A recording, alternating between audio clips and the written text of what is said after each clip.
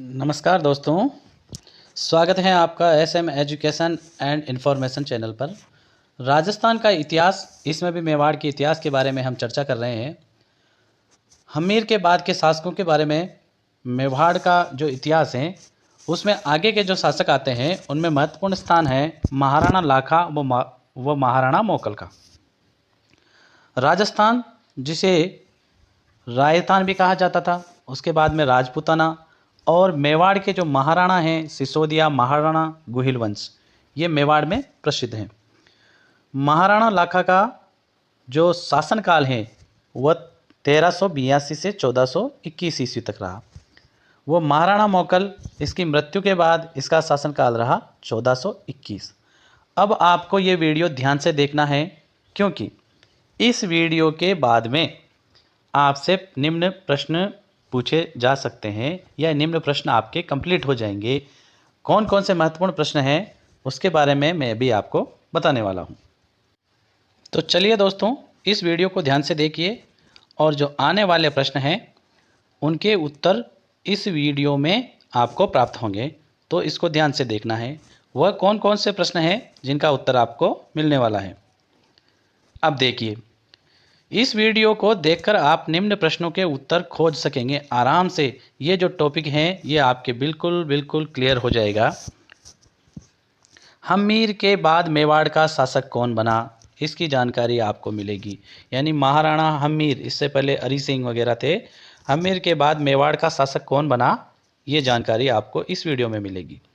1382 से 1421 तक मेवाड़ में किसका शासन रहा, इसकी जानकारी प्राप्त होगी। महाराणा मोकल की मृत्यु कब और कैसे हुई, तो वीडियो ध्यान से देखना है। नकली बूंदी के दुर्ग को ध्वस्त करने का प्रण, नकली बूंदी के दुर्ग को ध्वस्त करने का प्रण किसने लिया तथा किसने इसका विरोध किया। महाराणा मोकल की मृत्यु कब और कैसे हुई। अगला प्रश्न शानदार है, हंसाबाई कौन थी, इसका विवाह किसके साथ हुआ तथा इनके पुत्र का क्या नाम था। महत्वपूर्ण प्रश्न है ये। मेवाड़ का भीष्म पितामह किसे कहा जाता है। पिछोला झील का निर्माण किसने करवाया, किसके शासनकाल में करवाया, ध्यान देना है। मोकल की हत्या का बदला किसने लिया और किससे लिया, मोकल कौन थे और मोकल की हत्या किसने की।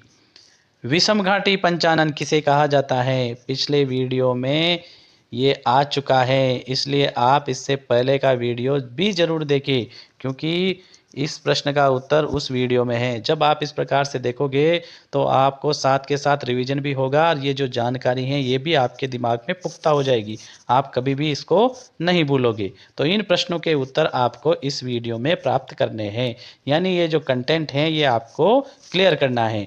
तो देखिए आगे और ध्यान से पूरे वीडियो को देखते चलिए। राजस्थान का इतिहास, मेवाड़ का इतिहास, उसमें भी महाराणा लाखा व महाराणा मोकल के बारे में निम्न प्रश्नों के उत्तर आपको इस वीडियो में मिलने वाले हैं। अब देखेंगे कि जो मेवाड़ है उसमें बहुत सारे शासक पहले हुए, कुंभा से लेकर हम्मीर तक। अब आगे देखते हैं अपन कि ये क्या है। मेवाड़ में जो है हम्मीर, महाराणा हम्मीर हुए। महाराणा हम्मीर के बाद क्षेत्र सिंह, महाराणा हम्मीर के बाद जो जिनका शासन रहा वह क्षेत्र सिंह कहलाए। क्षेत्र सिंह को खेता भी कहा जाता है, ध्यान देना है। क्षेत्र सिंह को महाराणा खेता भी कहा जाता है। इसके बाद के जो शासक हुए उनको कहते हैं महाराणा लक्ष्य सिंह, महाराणा लक्ष्य सिंह। और महाराणा लक्ष्य सिंह को महाराणा लाखा भी कहा जाता है। तो हम्मीर के बाद क्षेत्र सिंह, महाराणा खेता, और महाराणा खेता के बाद में महाराणा लाखा। और महाराणा लाखा का जो पुत्र हुआ वह कहलाया महाराणा मोकल। तो ये वंशावली थोड़ी सी अपने दिमाग में बैठानी है। हम्मीर के बाद महाराणा खेता, इसके बाद महाराणा लाखा, और महाराणा लाखा के बाद महाराणा मोकल। कभी कभी प्रश्न पूछ लिए जाते हैं कि महाराणा खेता का दूसरा नाम क्या है, तो क्षेत्र सिंह। इसी तरह से महाराणा लाखा किसका उपनाम है, तो लक्ष्य सिंह। तो आगे देखते हैं।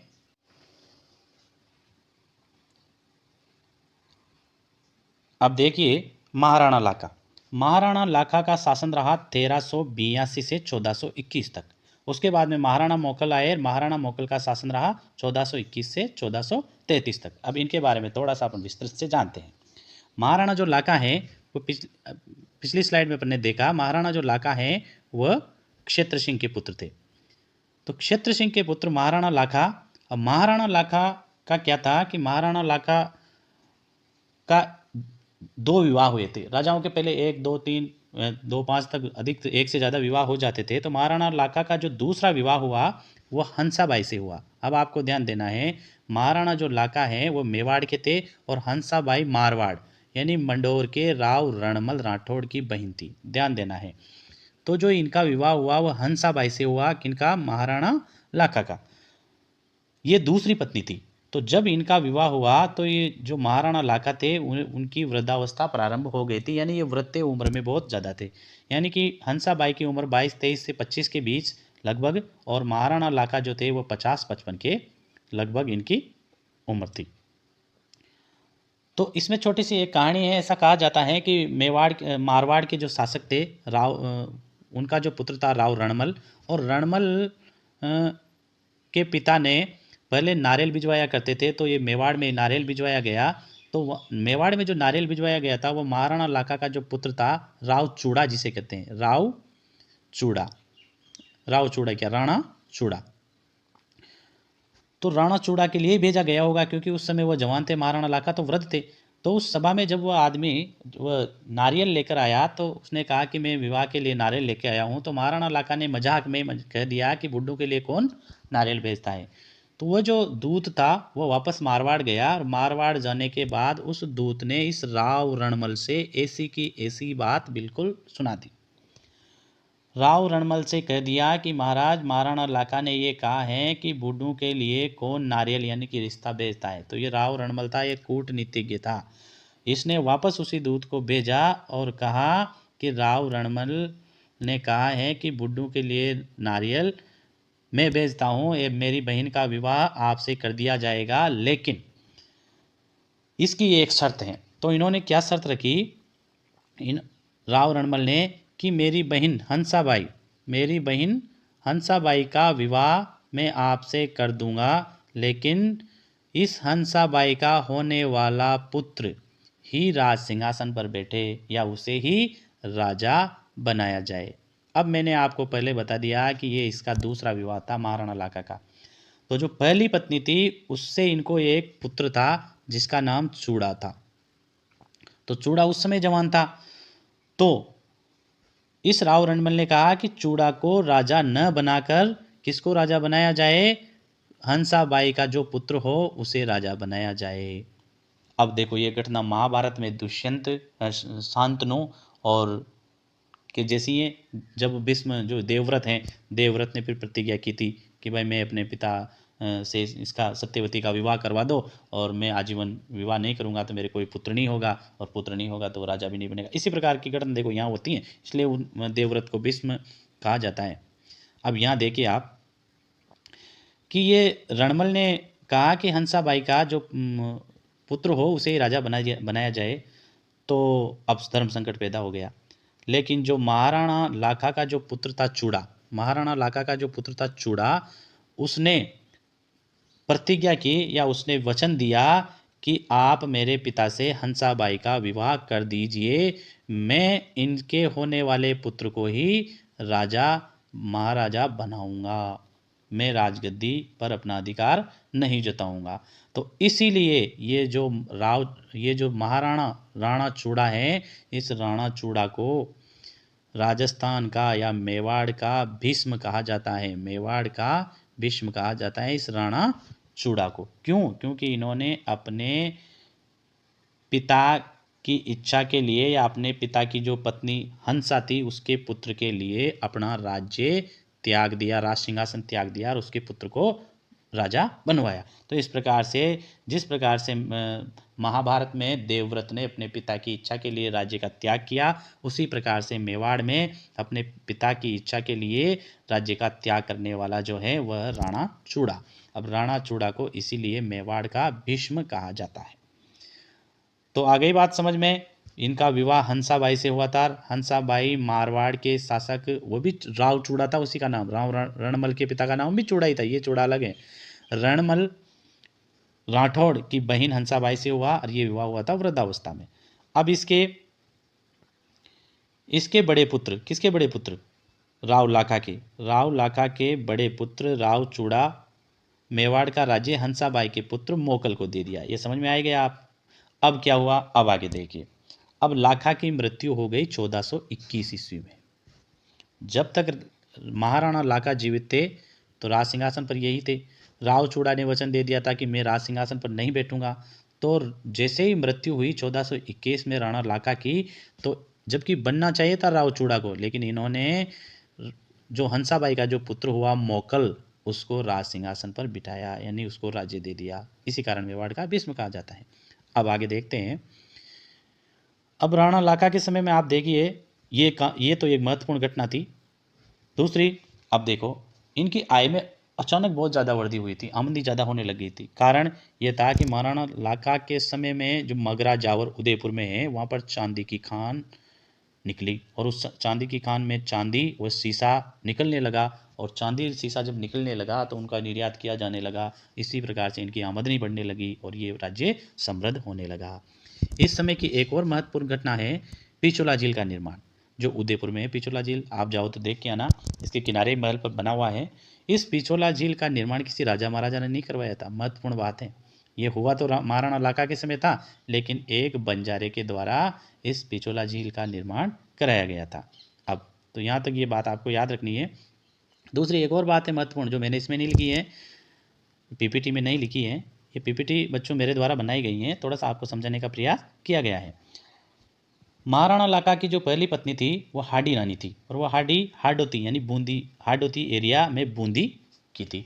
अब क्या हुआ कि उनकी ये महाराणा लाखा के समय इन्होंने ऐसा कुछ घटनाक्रम हुआ कि महाराणा लाखा ने ऐसा ऐसा प्रण ले लिया कि मैं बूंदी के किले को जीते बगैर अन्न जल ग्रहण नहीं करूँगा।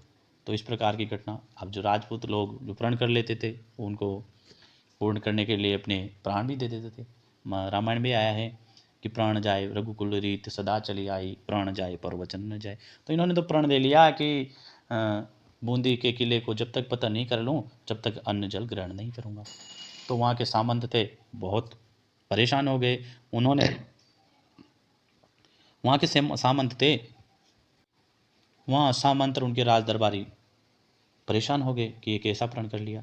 अब बूंदी के भी उस समय बूंदी के जो हाडा राजा थे, उनका डंका बजता था, तो सामान्य थोड़ी है बूंदी के राजाओं को जीतना, क्योंकि बूंदी भी पावरफुल था।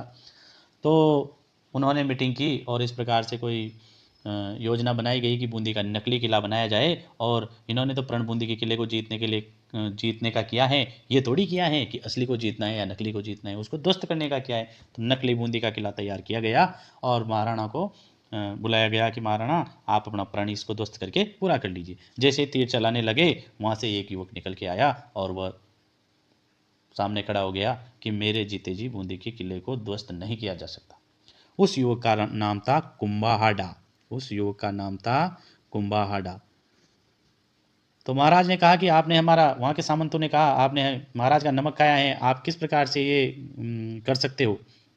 तो कुंभाहाडा ने कहा, वो कुंभाहाडा जो था बूंदी का था और वह उसकी सेना में था वहाँ।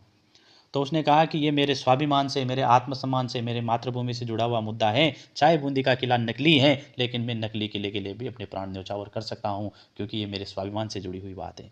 इस प्रकार से उनमें युद्ध हुआ, और वो तो बहुत सारे थे, तो कुंभा को वीरगति प्राप्त हुई, लेकिन नकली किले के लिए भी कुंभाहाडा ने अपने प्राण उत्सर्ग कर दिए। तो इस प्रकार से मातृभूमि के प्रति प्रेम और स्वाभिमान की भावना बूंदी के हाडाओं में थी।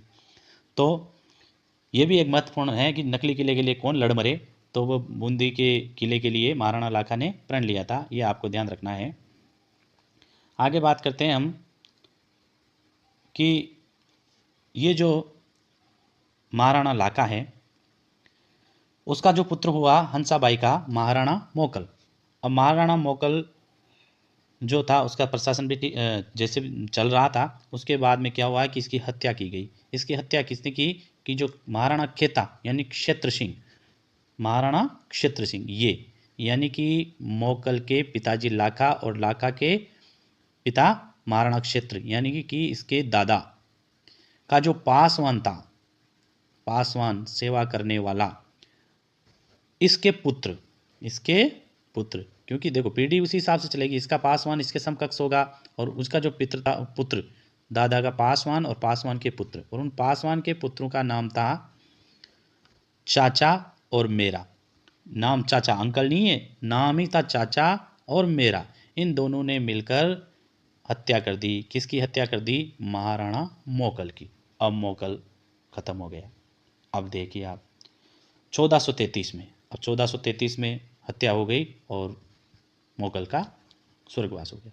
अब मोकल की हत्या का बदला कौन लेगा? अब आप देखिए, क्योंकि महाराणा लाका का पुत्र मोकल, और मोकल जो था वह राव रणमल मोकल का मामा था, क्योंकि मोकल की माँ हंसाबाई थी, हंसाबाई का भाई राव रणमल था। तो ये जो राव रणमल हैं, हंसाबाई का भाई, इसने चाचा को मारकर, चाचा यानी अंकल नहीं है, चाचा इसका नाम था, इनको मारकर मोकल की हत्या का बदला लिया।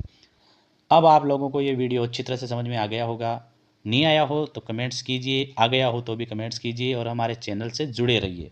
अब मैं कहानियों के माध्यम से और पीपीटी तैयार करके आप लोगों को इसी प्रकार से आगे बताने वाला हूँ। अब मित्रों, जो प्रश्न पहले आए थे, क्या वह प्रश्न आपके क्लियर हो गए? वापस उन प्रश्नों को देखते हैं। अब बताइए, हम्मीर के बाद मेवाड़ का शासक कौन बना? आप आराम से बता सकते हो, मैं नहीं बताऊंगा, क्योंकि यदि आपको ये नहीं आया, इसमें कुछ असमंजस हैं तो वीडियो को वापस दोबारा देखिए, क्योंकि पूरा क्लियर हो जाएगा। तो हम्मीर के बाद मेवाड़ का शासक कौन बना? अब आपने वीडियो देखा होगा तो सब प्रश्नों के उत्तर आराम से आपको मिलेंगे। 1382 से 1421 तक मेवाड़ का शासन किसने किया? महाराणा मोकल की मृत्यु कब और कैसे हुई? नकली बूंदी के दुर्ग को ध्वस्त करने का प्रण किसने लिया तथा किसने विरोध किया? हंसाबाई कौन थी? इसका विवाह किसके साथ हुआ? इनके पुत्र का क्या नाम था? सारे प्रश्न क्लियर हो गए हैं। मेवाड़ का भीष्म किसे कहा जाता है? पिछोला झील का निर्माण किसने करवाया था? मोकल की हत्या का बदला किसने लिया? और विषम घाटी पंचानन किसे कहते हैं? ये प्रश्न नहीं आए, पिछले वीडियो से हैं, तो वह देखना है आपको। अब आप लोगों को क्या करना है कि ये वीडियो अच्छी तरह से देखना है, और ये जो प्रश्न हैं इनके उत्तर कमेंट्स बॉक्स में लिखने हैं, और जुड़े रहिए। इसी प्रकार से नई पीपीटी के माध्यम से आपको राजस्थान का इतिहास, जो बीएसटीसी, पटवारी, आरपीएससी से संबंधित परीक्षाओं के लिए बहुत महत्वपूर्ण है, वो लाने का प्रयास कर रहे हैं। इसी के साथ हम साइंस सीरीज शुरू करने वाले हैं, क्योंकि मैं साइंस स्ट्रीम से हूँ, तो साइंस में सामान्य ज्ञान का बहुत जल्द शुरू करने वाला हूँ।